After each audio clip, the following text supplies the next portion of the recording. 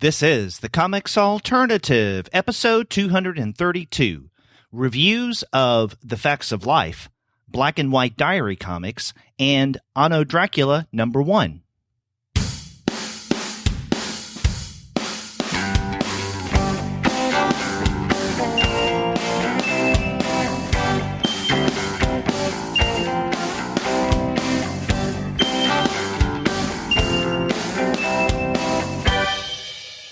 Hello and welcome to another episode of the Comics Alternative. I'm Derek.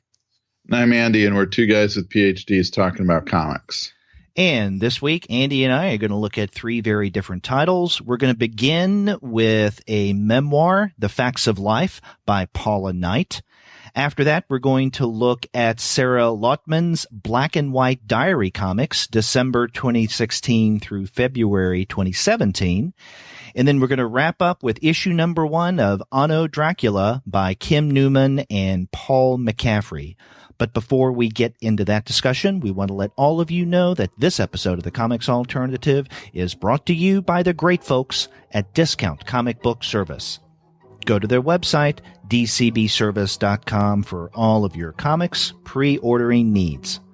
There, you're going to find all DC, Marvel, Image, and Dark Horse titles at 40% off the cover price if you pre-order. For all of the other publishers, you'll find that those discounts are 20 to 35% off the cover price. And every single month, you're going to find some unbelievable specials. Sometimes those specials could be as much as 45% off the cover price. Sometimes 50% off cover. But many times, you can find discounts that are even more impressive than that. That's right. And this month, as in every month, you can check out their bundles where you can get multiple comics from the same publisher for a deeper discount than you would get if you bought those comics individually. And this month, they have a load of bundles from both DC and Marvel, as well as from Valiant. So check those out where you get 50% off on your bundles. That's right. You can get great discounts on bundles or even single issues. It doesn't matter. There are tons of discounts at Discount Comic Book Service. It's part of their name.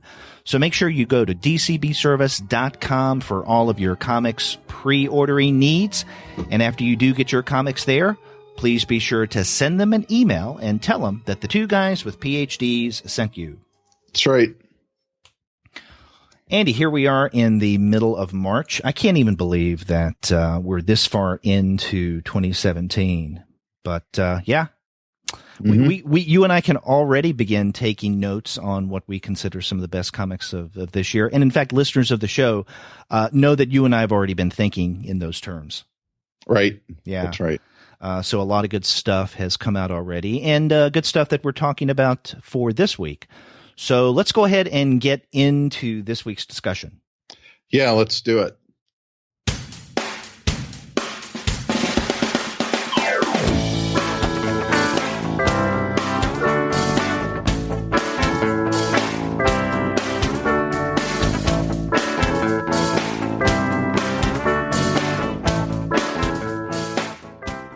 Okay, we're going to begin with The Facts of Life. This is a memoir by Paula Knight. It's published by the Pennsylvania State University Press, and it's part of their graphic medicine series. And in fact, this is not the very first time that we have discussed Penn State's graphic medicine series. Last year, a little more than a year ago, Gwen and I, on a review episode, discussed two of their earlier titles. So this is part of that series as well. It came out late last month, and at least in the U.S. is published by Pennsylvania State University Press. This was published in the U.K. by Myriad Editions. So if our UK listeners are listening into this episode, they may think, hey, it's not published by Penn State. Mm-hmm. And they're right. Yeah, this was an interesting book. So Paula Knight is writing basically about her kind of life experience with fertility issues, starting in the early 1970s, again taking place in the UK. beginning with the kind of pressures young girls have on that's just, society puts on young girls to be thinking about having children someday, growing up to be a mother, and so on, through then her relationships, both friendships with other women and her heterosexual relationships, as that kind of pressure comes to bear on her throughout her life, kind of culminating in this relationship where in her late 30s and early 40s, she and her partner are trying to decide about whether or not to keep trying to have children after several miscarriages. Yeah, exactly. And in fact, this book is more or less divided into three sections. The second one being, I guess you could call it maybe the heart of the book, or it's definitely the most substantial of the three. In the first one, we're introduced to the main character who goes by the name of Polly. And by the way, we should mention that this is a memoir, but as Paula Knight mentions in the afterword in the very back of the text, she says, yes, this is about my life, although I did change names. Including my own, in order to give a little privacy to some of the people in her life. So the character that represents her in this book is named Polly, which is not too far from Paula's actual name, right? But that first section of the Facts of Life is devoted to her background, the kind of culture that she grew up in, and her young female friends' thoughts of, boys growing up, getting married, typical, adolescent kind of stuff. And then in that second part, she, by this point, has gone off to college. This is when we first learn that she is seeing someone on a regular basis, her partner Jack, and it's about their attempts. First off, their thoughts about a family and what a family means to them, and whether or not they want to do this, and then their attempts to have children. And then that final section is devoted to kind of the aftermath of everything that happens. It's I think of the three sections, the most reflective and philosophical, in that the character Polly takes her experience, her and Jack's experiences, and puts them into context and uses that in many ways to define who she is now. Right. And in the way you described that, and as I was reading it, one of the works it reminded me of is Jennifer Hayden's The Story of My Tits, where, as you described when you interviewed her, that book is divided similarly into three sections, but one of which, but in each of those books, the creator gives this long background context about her relationship with either is Hayden's is dealing with, with her breasts from being, an adolescent, to what kind of attitudes were instilled in her by her parents and so on. And Knight does something similar to it with that first section. So it's not just a book about this kind of single event in the character's life, but it's about all the things that kind of informed her life on this one subject up to the point where, she has these multiple miscarriages and has to make a decision with her partner. Right, exactly. It's interesting that you referenced Hayden's The Story of My Tits. I hadn't thought of that, but you're right. They're very similar in the kind of things that they do. Actually, I was thinking as I was reading The Facts of Life, I was thinking about another book from 2015 that we discussed on the show, and that was Julian Hanshaw's Tim Ginger. Just because it deals in many ways with that's a work of fiction, but it deals with those characters' decision to not have children and why. Right. And so there's something to some degree similar going on here in this memoir, The Facts of Life. But I think that in terms of its structure and what it does, The Facts of Life is much more similar to Hayden's Story of My Tits. Yeah. And I think, this book, the Facts of Life, really struck me as I was going along in it. It didn't hit me that hard at first, and then as it was going along, I was really struck by this work, for several reasons. One of which is that Paula Knight's cultural references, even though this takes place in the UK, are similar to my own and probably both of us, because she seems to be about the same age as us. Mm-hmm. Growing up in the 1970s through the 80s and so on. So some of the musical touchstones she mentions and so on are familiar, along with, just the kind of general changing in attitudes that occurred over that time, and the lack of changes.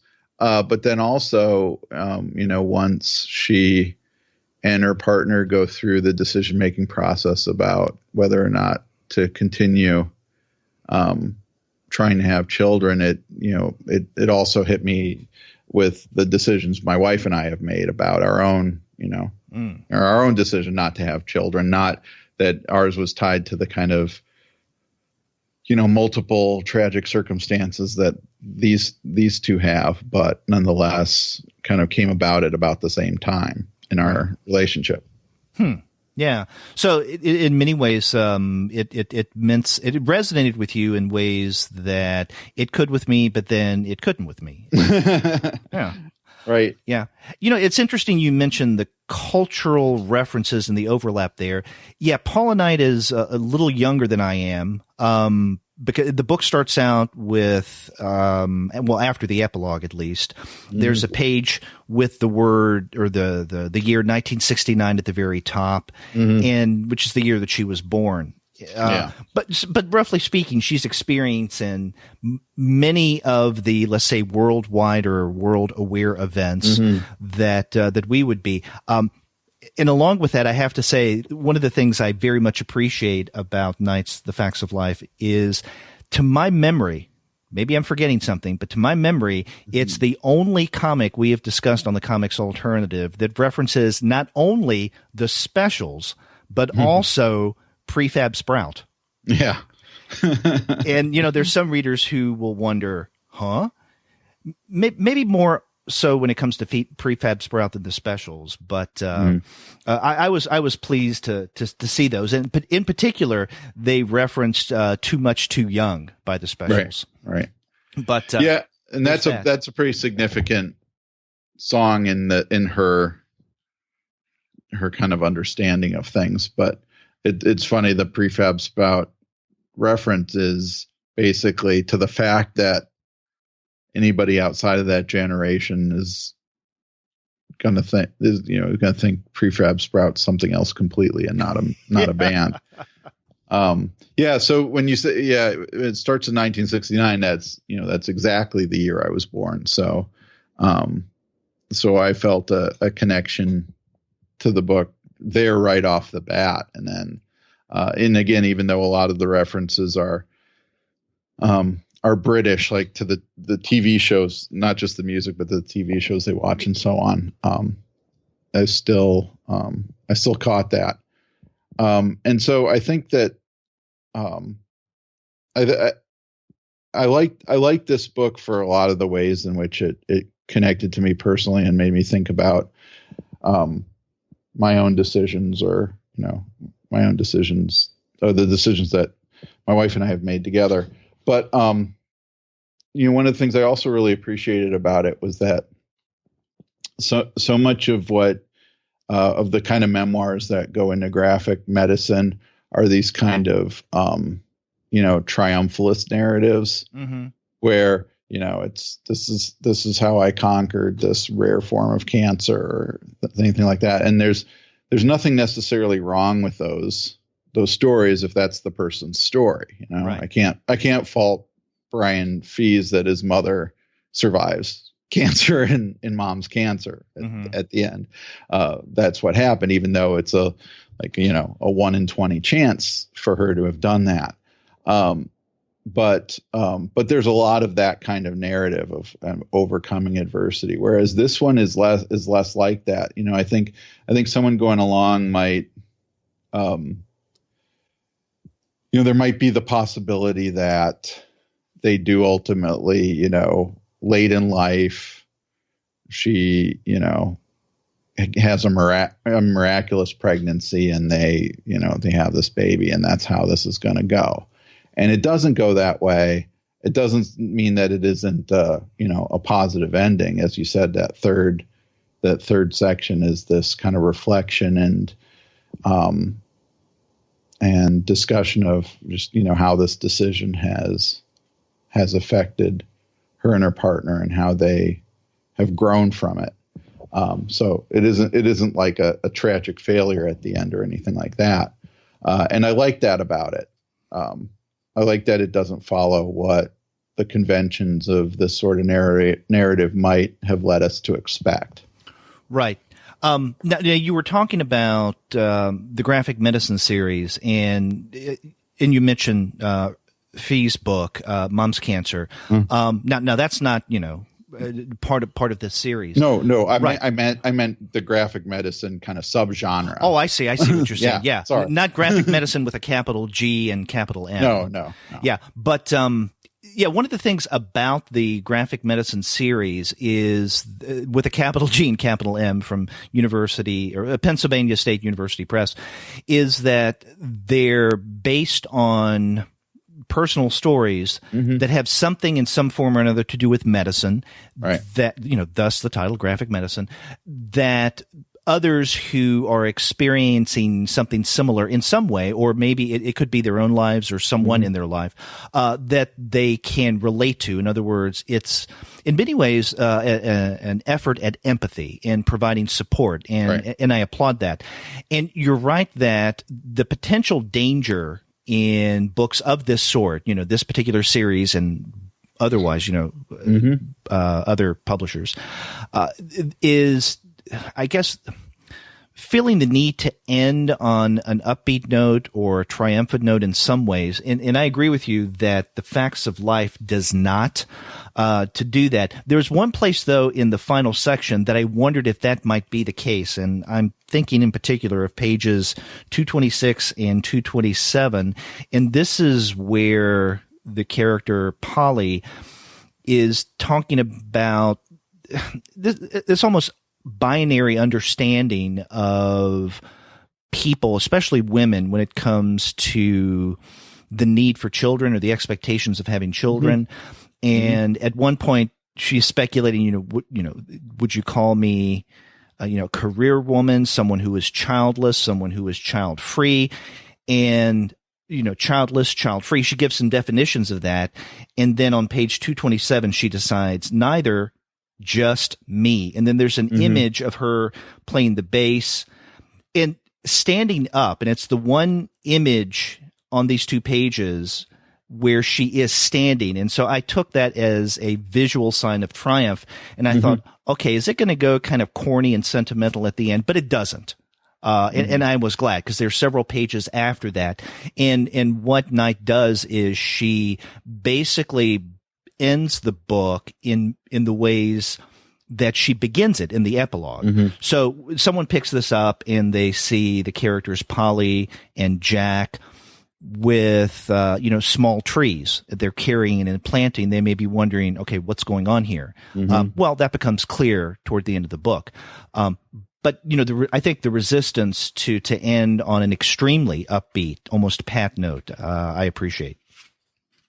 Yeah, I agree with that. I probably, one of the things you mentioned there reminded me that, one of the things she talks about a lot is the kind of constant social awkwardness of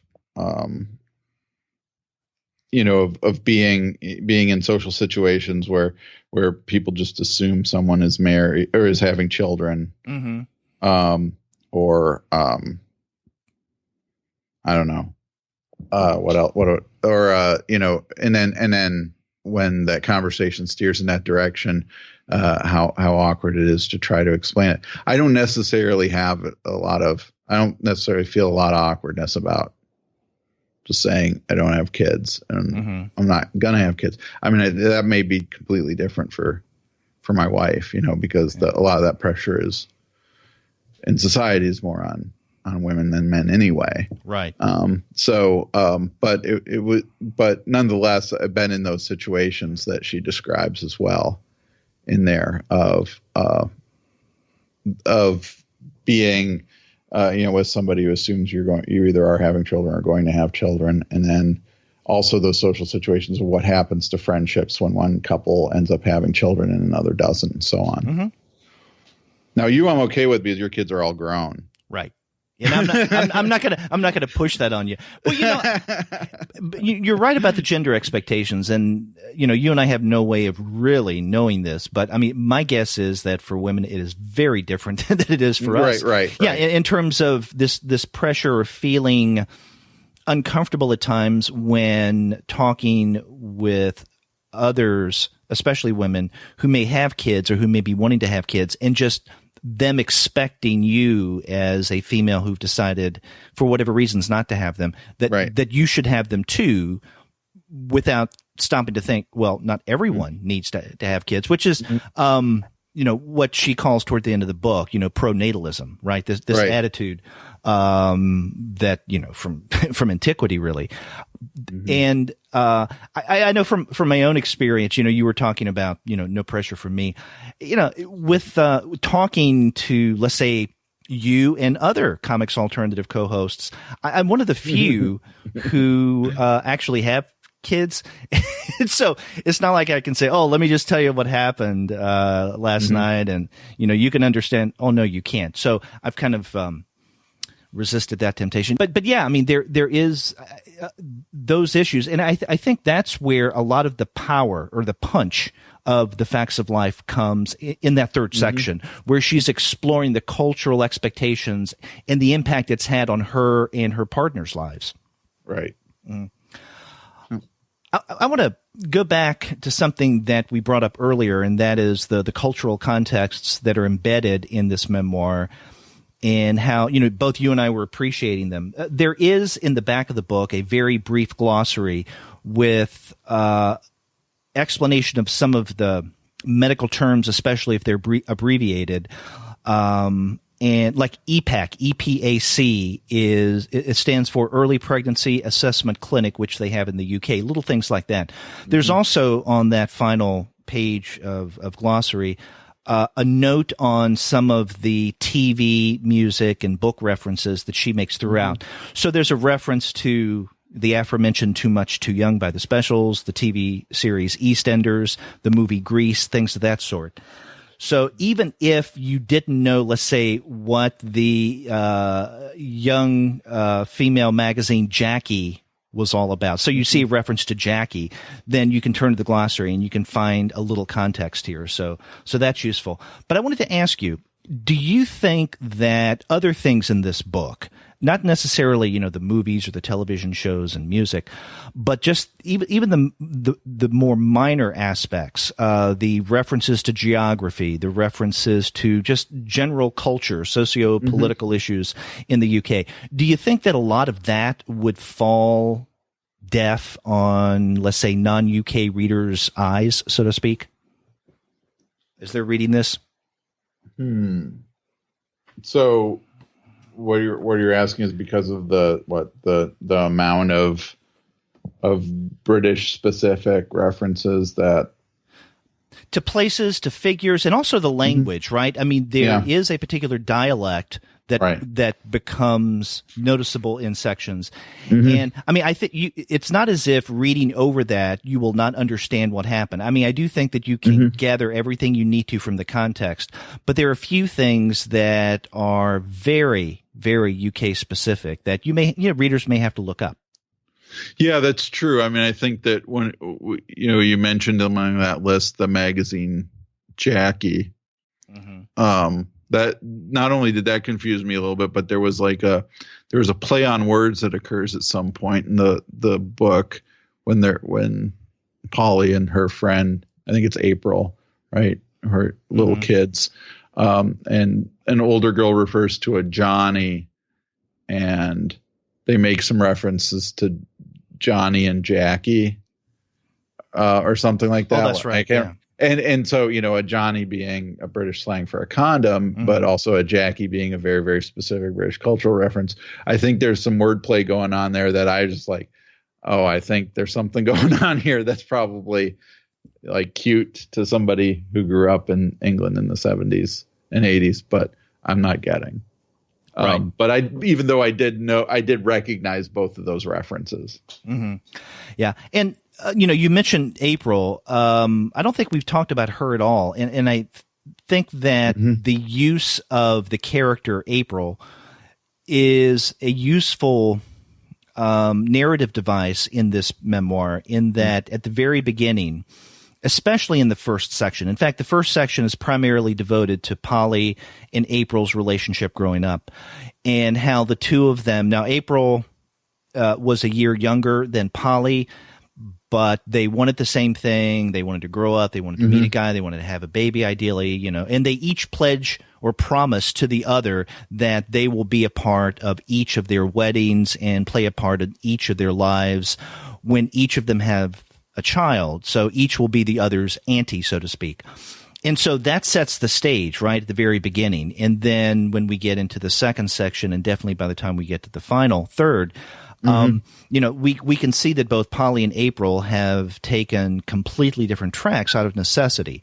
Now, it's not as if we don't see any other references to April toward the end of the book. We don't see that many, but there are callbacks to that earlier relationship, which gives us kind of a touchstone, a way of measuring where the character Polly has gone or how she has grown over the years.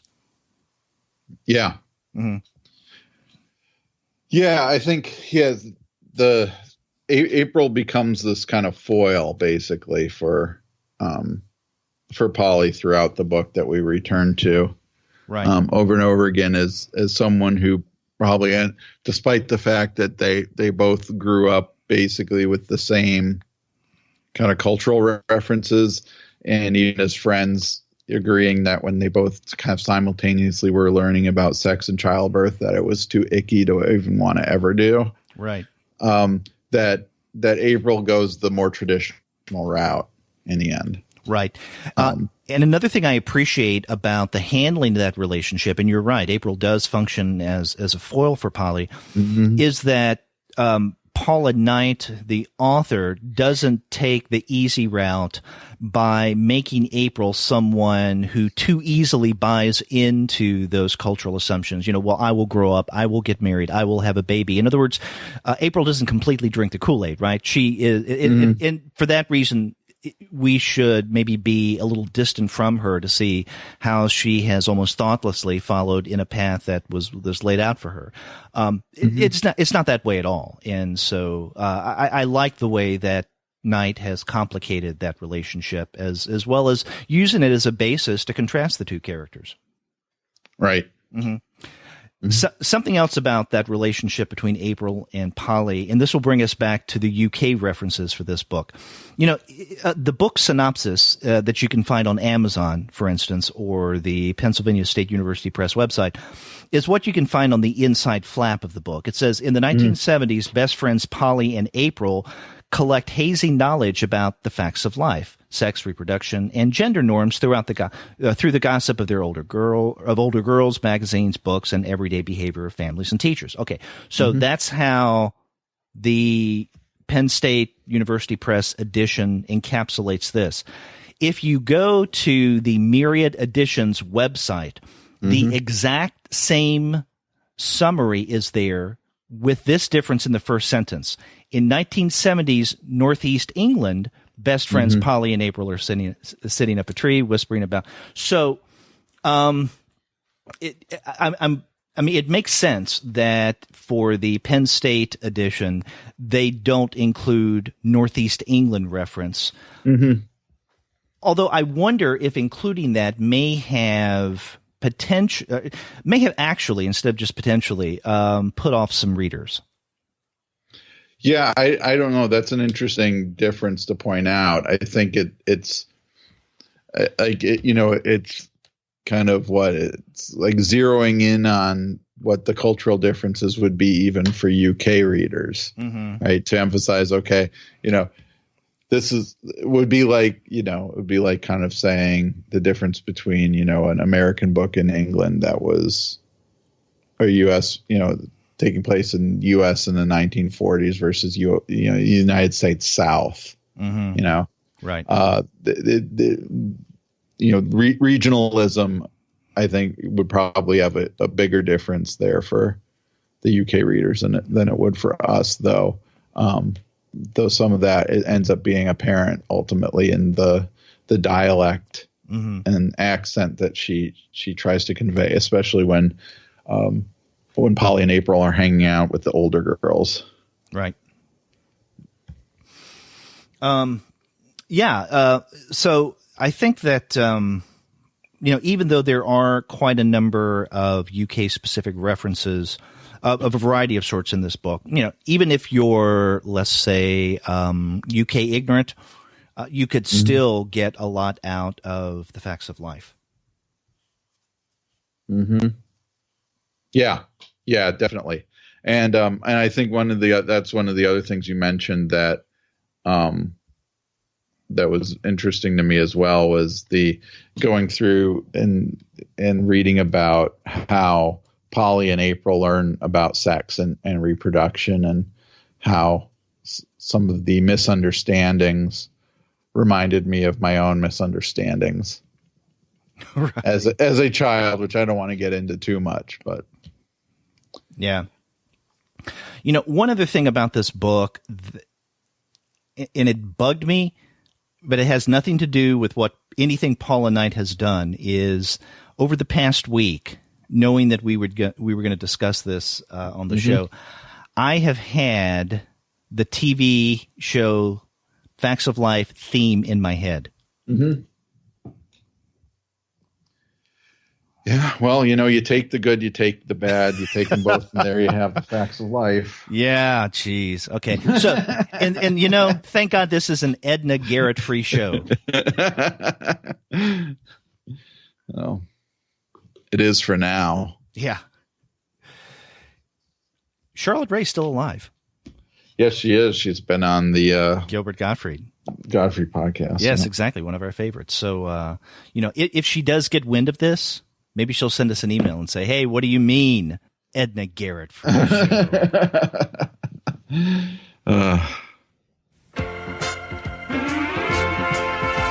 You take the good, you take the bad, you take them both, and there you have the facts of life.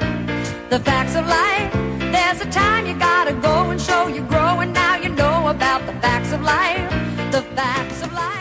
Well, let's move on to the next title that we're going to be discussing this week, and this is Black and White Diary Comics, December 2016 through February 2017.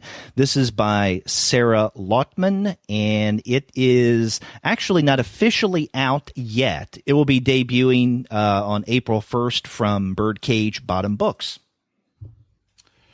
Right, and so this is a pretty current title, in that not just that it's coming out at the beginning of April, but that it is the Lautman's diaries from November 2016 to February 2017. So some of these stories are only a month old.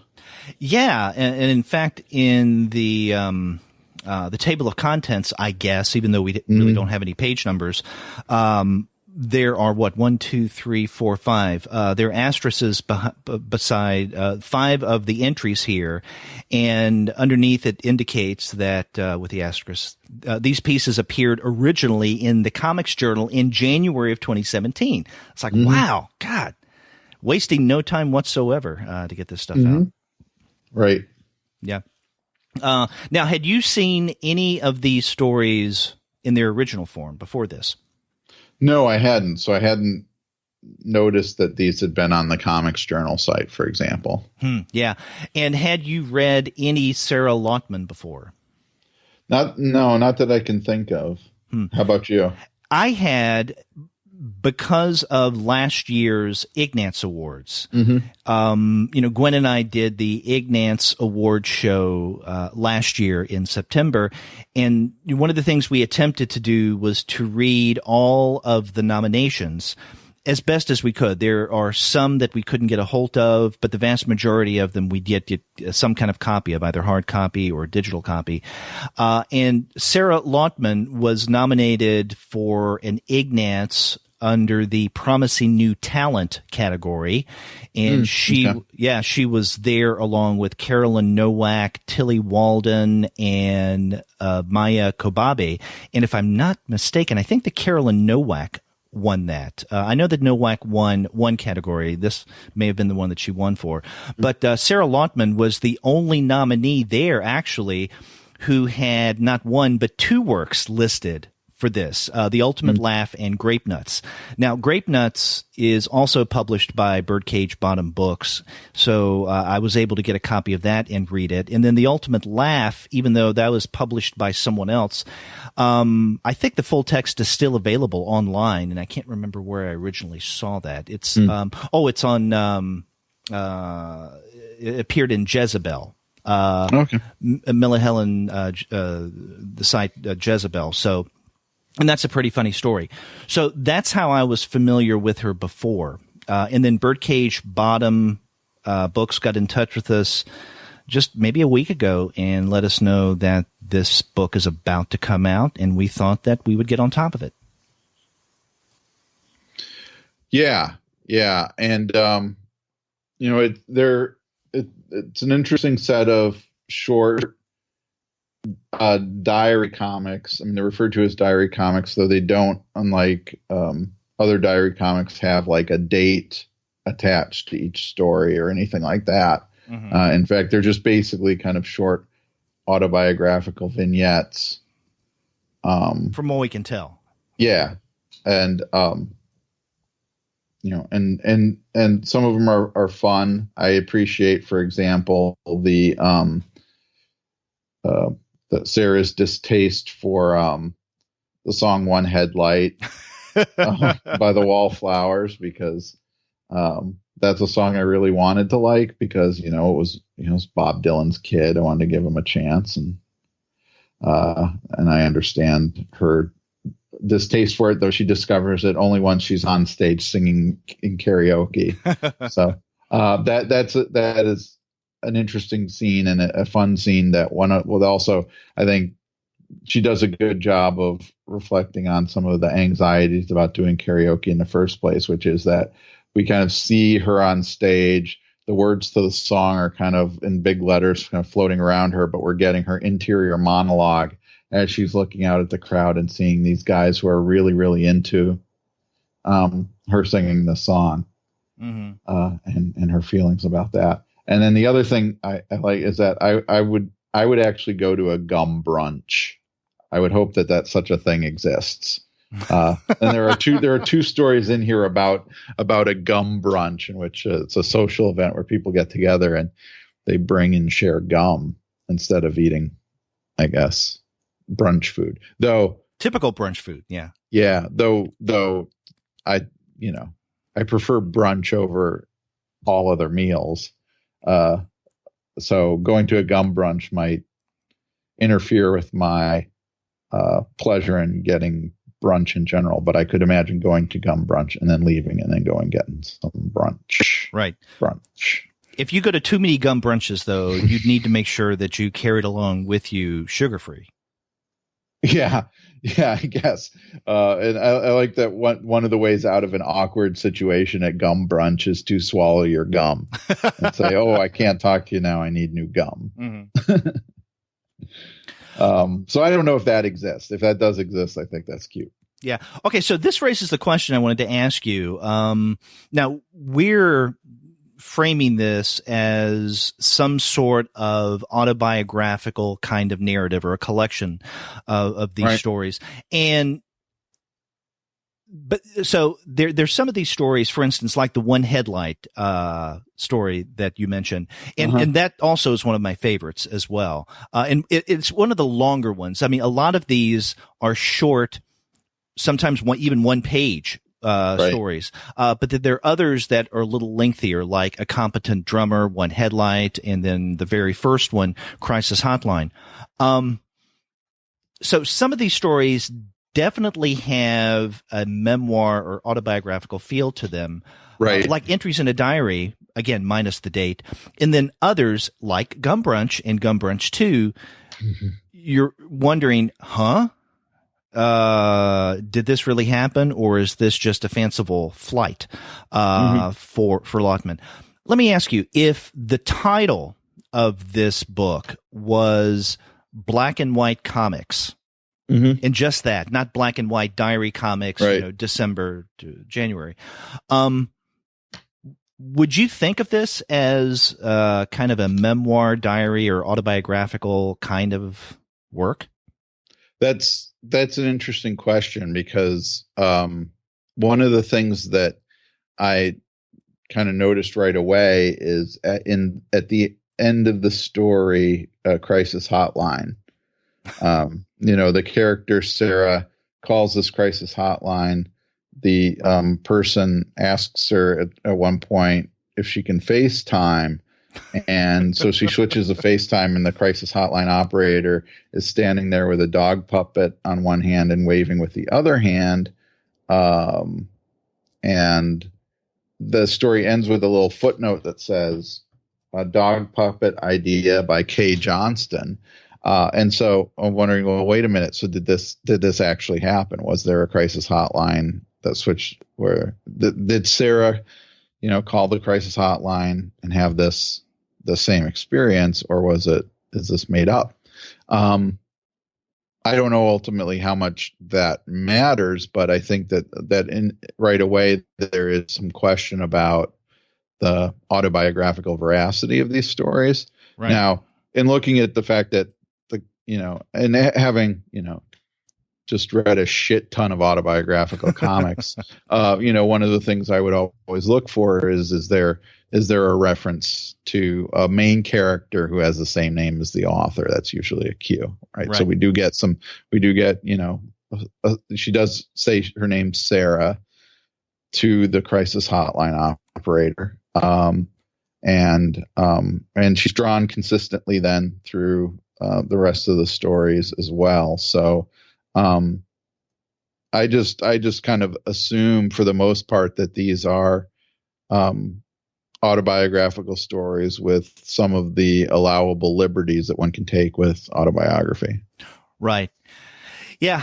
Even I'm glad that you focused in on the final panels of Crisis Hotline, because even without that note at the bottom, dog puppet idea by Kay Johnston, even if you remove that, I think that if I read this, assuming, as we have here, that the title, Diary Comics is the book's title, that there was something fishy going on here, because this is a scenario that is almost too perfect in terms of its humor, right? And things like this rarely happen in life, right? That we would have someone like Sara, the actual living Sara Lautman, who, and we don't know what the crisis is exactly, but she calls a crisis hotline, and the person who answers the phone after a while asks if she could FaceTime. And when she FaceTimes, there's a dog puppet, and she says with the puppet, "Hi, Sara, I'm Rex. This must be rough." I mean, it's just too stupid, too perfectly humorous to actually take place in life, although it could. So I would be suspicious even without that little note in the very last panel when she hangs up. Now, to give some sense of veracity to another story, I don't remember the title of this. This one is this is later in the book, where Sara decides to draw a Keith Haring figure on the blackboard, and she draws it and realizes it looks too much like a swastika. Yeah, I've been there. Yeah. So I would say that if that isn't true, it has the air of truth. Right. That definitely does. But even the aforementioned gum brunch is something that maybe people do. But is this something she's making up? I don't know. Reading this, it reminded me of some of the issues that I confront in reading Gabrielle Bell's work. Right. Now she is largely called a memoirist or an autobiographical writer of some form, right? That many of her comics are in diary form, and they actually do have dates, sometimes very specific dates. And so you would expect that, all of her comics within a particular collection would have this feel, but that's not always the case, right? I mean, there's some of her books like, Cecil and Jordan in New York, I think is probably the best example, where you have a collection of stories that cannot possibly be true, but you have a few that seem to be plausibly autobiographical. And I appreciate that because I like it when authors, whether or not they're expected to write within a autobiographical genre, largely speaking, I like when they complicate that issue. Or even inversely, when authors who are typically known as fiction writers seem to, but maybe not quite write something autobiographical, but do it in such a way that that it can't be autobiographical and it complicates it in the other direction. I like that. Yeah. One of the things that I like about Bell's work too is that she kind of lulls you into a sense that this is an autobiographical story very often, and then hits you with something that could not possibly be true. Exactly. I don't know. I mean, I've thought about this a lot with her work, where she'll have a story about going to a comic show or, tabling somewhere, and then things will get wildly out of control. And you realize that wait a minute, this couldn't possibly be happening. I like that. I think with Lautman's work, there's just always this kind of question mark in the air, but it ultimately feels true. There isn't anything that goes so far for me to say, that couldn't possibly have happened or whatever. It is so it all has this kind of ring of truth down to also things like the Keith Haring swastika figure, something that not only likely did happen, but also has that air of oh yeah, I've noticed that before myself. Right. So there are 1, 2, 3, 4, 5, 6, 7, 8, 9, 10, 11, 12. There are 12 pieces in this collection, and the collection is not that long at all. Now you and I are reading from a PDF, and we have just under 50 pages of content. So some of these stories, as I mentioned, are a little longer, like Crisis Hotline, A Competent Drummer, One Headlight, and others are just very short, maybe 1 or 2 pages tops. But it is an interesting collection, and I think if you're not familiar with the work of Sara Lautman, this would be a good introduction. Yeah, I agree. Yeah. Now, there are other books that she does with Birdcage Bottom Books. They've also published, as I mentioned, Grape Nuts, but also, and I guess this is a series of hers. I've only read issues 6 and 7, but this is Macro Grown. And that's one word, MACROGROAN. So those issues 6 and 7 are both published by Birdcage Bottom Books, and you can definitely check out birdcagebottombooks.com for more information. But you can also see what Sara does at her own website, which is Sara Lautman, and that is SARALAUTMAN.com.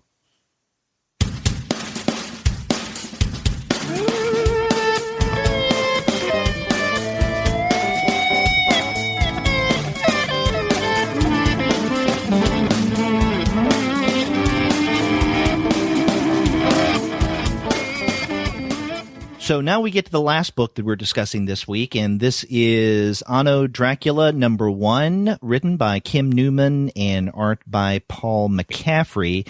And Andy, this is something that you had recommended that we take a look at. So I'm going to rely on you to set a context for this series, because this is something that you were familiar with before.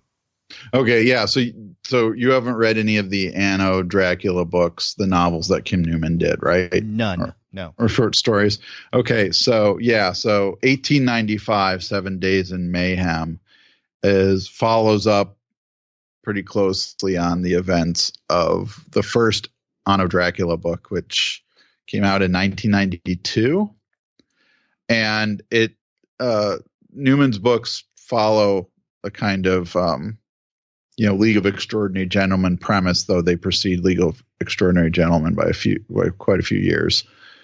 That there's these literary characters that are existing in a world together, and for the Anno Dracula novel, basically the premise is that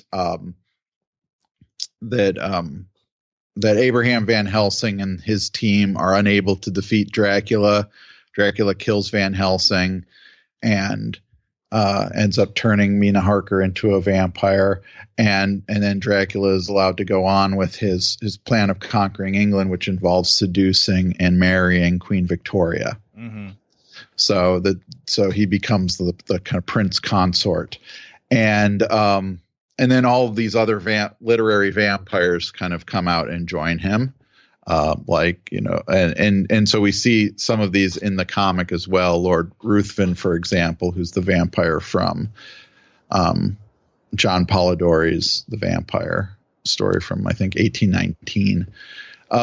But also, and so anyway, so the Anno Dracula, the novel, is partially about kind of setting up this world in this kind of alternative literary history, but also deals with the Jack the Ripper murders that are taking place during this time, and in this case, it's vampire prostitutes that are being murdered. And in Newman's world, there are the vampires, and then there are the non-vampires who are called the worms. Mm-hmm. And so that's basically anybody who doesn't become a vampire is considered a worm. But there are also vampires on both sides of the, of the, I guess, political spectrum, or the fight that goes on. And so with 1895, 7 Days in Mayhem, we're getting a direct follow-up to that first book. There are other books later, like The Bloody Red Baron takes place during World War I. And in that, Germany has put together a bunch of flying vampires to have their air war. And then there's Dracula Cha-Cha-Cha that takes place in the 1950s and has kind of like a James Bond type character involved in that. And then I think, and there's one in the 1980s, and I can't remember the name of that one. Now, what you're mentioning is actually referenced at the very end of this issue, right? And that is when the publisher includes what's called like a timeline, a chronological list of the Anno Dracula titles. And I'm familiar with none of this, but I will say that without being initiated in any way what this was about. I mean, I remember you mentioning this on a previous previews episode, and you did reference League of Extraordinary Gentlemen, something like that. That's all I had in my head when I came to this first issue. Yeah. I was able to understand things fairly well, and I don't feel that I really missed out on much, maybe a little bit, but not too much. But this, toward the end, the timeline, the chronological list of publications does give you a description of some of these books you mentioned. Although you said that, the very first book was Anno Dracula, correct? Yeah. Which came out in 92. They're listing Dracula Cha-Cha-Cha, they say first published in 1988. Huh. Yeah. I don't know if that don't know if that's right. That could be a typo. It could be 98. I think it might be 98. I don't have that book, so I'm not 100% certain. But because of the description, it would have been a strange one to launch the series. Yes, it would be. It would be. Yeah, so I'm not sure. I'd have to look. Maybe I've got my copy of the first book with me. I wonder if it has that information. No. Yeah. So I think one of the things that I like about this, about the book series and now this comic, is that I like League of Extraordinary Gentlemen a lot. I like League of Extraordinary Gentlemen better when Alan Moore's not taking it so seriously and not trying to make some kind of major statement about the state of literature or of fantasy in the 21st century, as he does in the Century storyline. And instead, this is just having fun. But I also like that that Newman goes kind of deep into his characters. Now, many of the characters that are in here are also in the first book.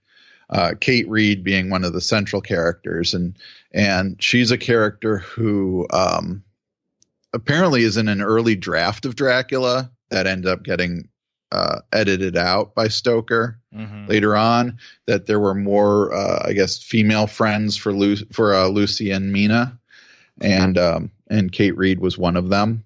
Okay. And then one of my favorites is that he includes Christina Light, who is the Princess Casamassima from the Henry James novel. Now, have you ever read that novel? No, I haven't read Princess Casamassima. Like that's a deep cut Henry James novel, right? You have to have read a lot of Henry James before you get to Princess Casamassima. And I had to read it for a class on realism and naturalism when I was in grad school, so that's the main reason why I'm familiar with it. But it's also about anarchism and kind of political terrorism in that respect. Who taught that class, by the way? This was in Marquette. So okay. It was, but it was a guy who's known, and now I can't remember his name. I'll remember it. It'll come to me in a little bit. Yeah. And then Fu Manchu plays a role too, or his daughter Fa Lu Sui, but as is often the case, they don't ever mention his name because I think he's not quite in the public domain. So there's that. So there's a lot of literary characters that are showing up in here. A lot of real life characters, and a third area that I like that Newman goes to is that he goes to things like the Hammer horror films for some of his characters as well. Moore doesn't do that very much with League of Extraordinary Gentlemen. And so one of the characters that we see in here, a couple of them, General Yorga and Caleb Croft, both come from Hammer films. Now, see, it's interesting. You're appreciating this first issue of Anno Dracula in ways that are completely different from my appreciation of this first issue. Because, again, not being familiar with the series and what Newman is doing here.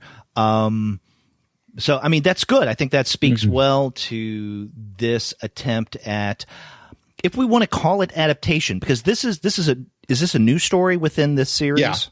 Yeah. Okay.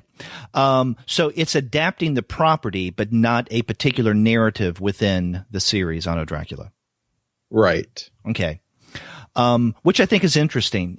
And another thing that's interesting about this is, in light of what we were discussing last week, you remember the adaptation of Neil Gaiman's American Gods. And one of the things that we discussed was that first issue, at least, is something that, if you've never read the novel American Gods, which neither of us had, you could pick up that first issue and you could get into it. You didn't need any backstory. That first issue by itself, the story proper, did a good job of filling you in on things.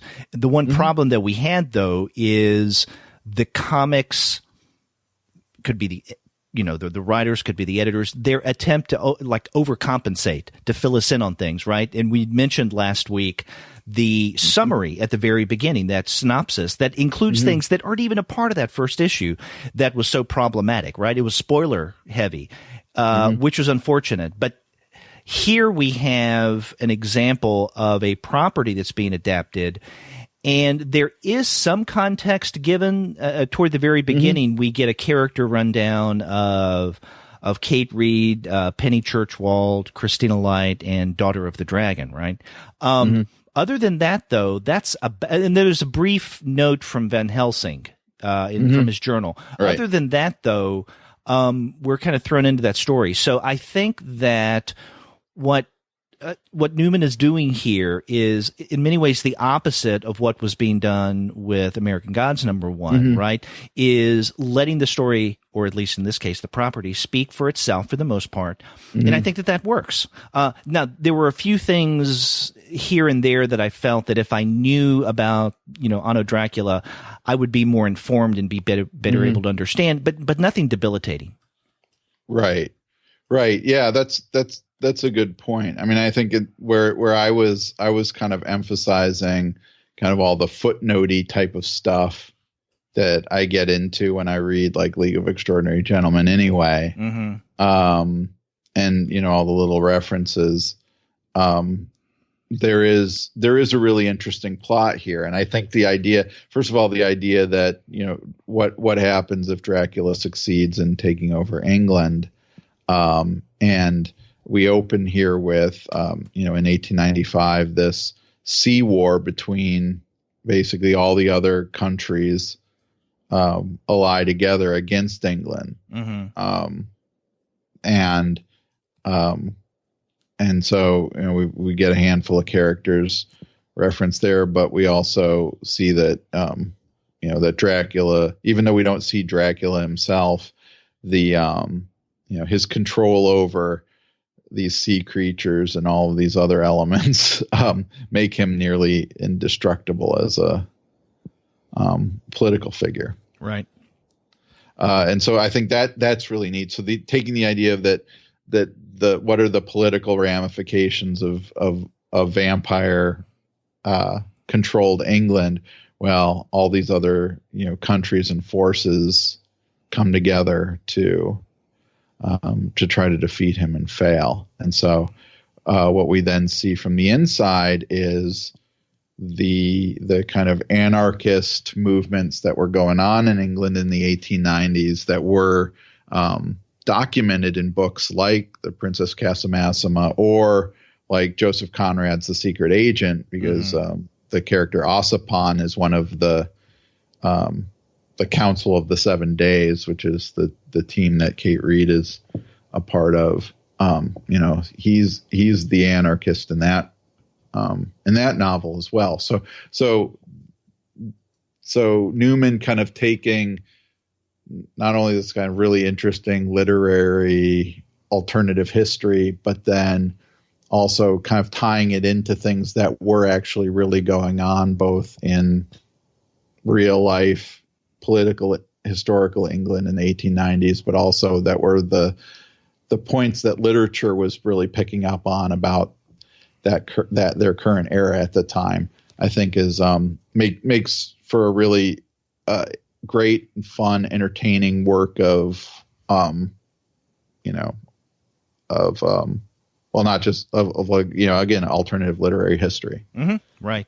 That at times borders almost on steampunk. At least I got that steampunk feel in that first part where we have the battle scene. Yeah, well, I'll give it. I'll forgive that. Yeah. But actually, it's after that first part that I think things get into what I was assuming was going to be the core of this story. Right. And that is when we're introduced around page 12 or so to the Council of the 7 Days. Now, let me ask you, I mean, again, I'm not familiar with this property. Is the Anno Dracula series primarily, or maybe to a large degree, female-centric?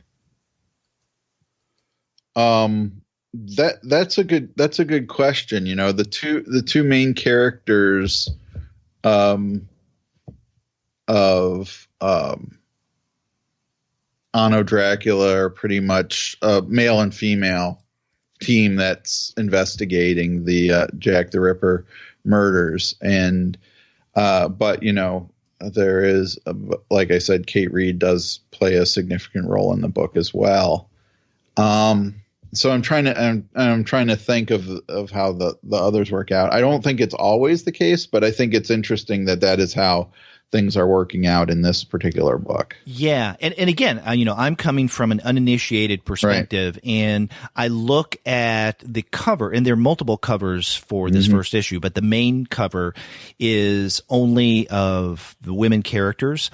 In fact, there are 3 of them against a shadowy Dracula silhouette. And then when you get to the first full page of the comic to give us a little character rundown, it's only the female characters, right? Kate Reid, Penny Churchwald, Christina Light, and Daughter of the Dragon. And so when I picked this up and saw that the only character descriptions were given is of female characters, I just and along with the cover image, I just assumed, okay, so this is going to be a female protagonist heavy narrative, and I just assumed that the other Anno Dracula books in the series were like that as well. Yeah, not they can think of off the top of my head now. It's been over 20 years since I read Anno Dracula in the first place, so it is a book I really want to go back to and reread now, especially because it does feel like reading that book again. The series will kind of reward reading that book again. I think you don't. Yeah, again, I don't think you don't necessarily have to have read it just to know the basic premise about what the political situation of England is in 1895 when this takes place. Right. And as you pointed out, the title of this arc is 1895, 7 Days in Mayhem. And how many issues is this going to be? 5. 5, is it? Okay. And have you heard if Newman and McCaffrey are wanting to go ahead with subsequent series and comics? I don't know, but I really hope that they do.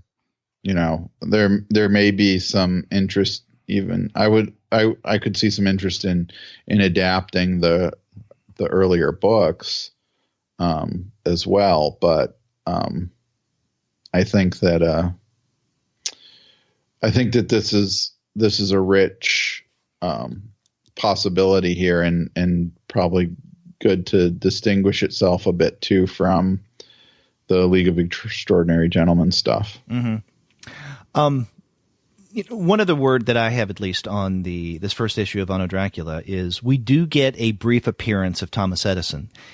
And I wanted to note that because just recently, Sean and I on the webcomic show discussed Madeline Holly Rossing and Emily Wu's The Boston Metaphysical Society.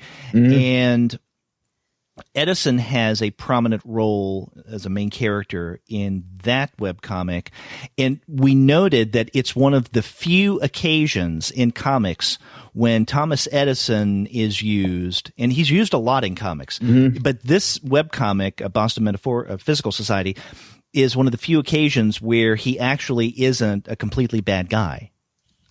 Yeah, I got to look something up about that. That just might not be Thomas Edison. Oh, in this first issue? Because he's called Edison, and he's referred to as an American inventor. Yeah, there is. I want to get this verified. There is a character in that was in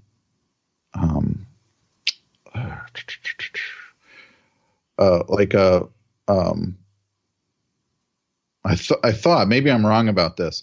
I thought it was in one of the footnotes to League of Extraordinary Gentlemen, because an Edison shows up there, that there's an Edison that was a literary character that was also this kind of boy genius inventor in the early kind of era. So I don't know. I might be wrong. Huh. Well, that was another observation of Thomas Edison, who doesn't seem – well, we don't see enough of him to know if he's good or bad, but he doesn't seem to be on the right side. Or he does seem to be on the – or doesn't? He is on the anti-Dracula side, or is he on the pro-Dracula side? No, he's on the anti-Dracula side. Yeah, that's what I thought. But is the anti-Dracula side the wrong side or the right side to be on? Again, I'm ignorant of the series, and so – well, it's always good to be anti-Dracula, I think. Okay. That because part of the deal was that it isn't that the United States has joined in this alliance against Dracula, but that a bunch of U.S. Capitalists themselves have partially funded it. But yeah, I mean, I think it would be, in looking at the picture, it'd be safe to say that this probably is Thomas Edison. Yeah. But he has blonde hair, though. Did Edison have blonde hair? I don't know. But somebody, I wish I had looked this up, because I know that it's out there somewhere that there was in the late 19th or early 20th century, there was a fictional inventor along the lines of, some of those other scientists that Alan Moore uses in his series. But anyway, I can't remember now.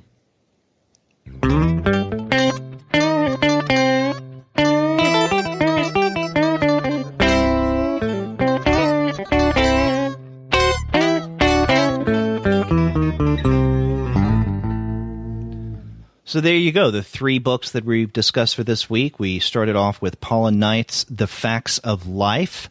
After that, we looked at Black and White Diary Comics, December 2016 through February 2017 by Sara Lautman. And then we wrapped up with Anno Dracula #1, written by Kim Newman with art by Paul McCaffrey.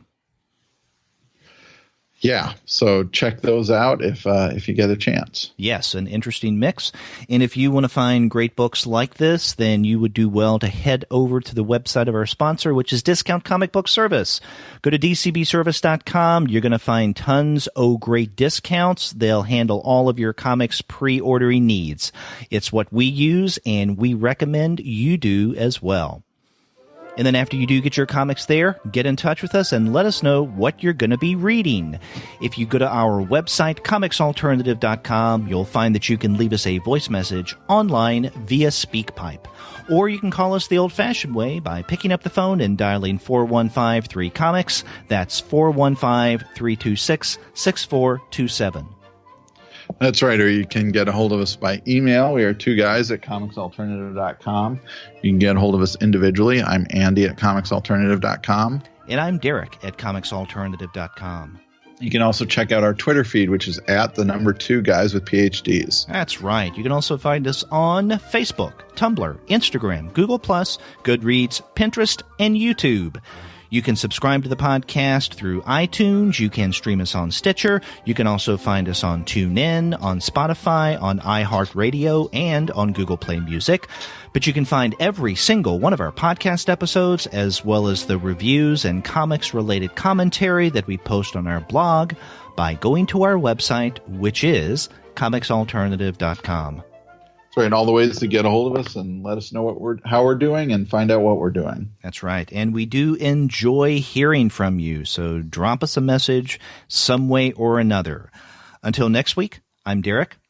And I'm Andy. See ya.